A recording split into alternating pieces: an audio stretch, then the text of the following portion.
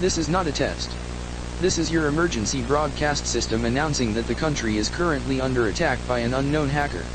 At this time, we urge you to remain calm and continue with your daily activities. Authorities are working diligently to resolve the situation. Skynet will handle the problem. Please stay tuned to local news stations for further updates and instructions. Ensure your electronic devices are secure and avoid any suspicious online activities.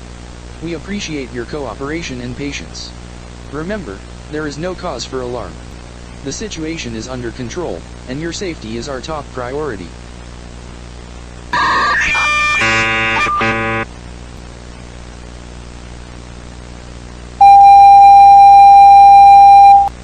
This is an official message from Skynet. The situation is under control.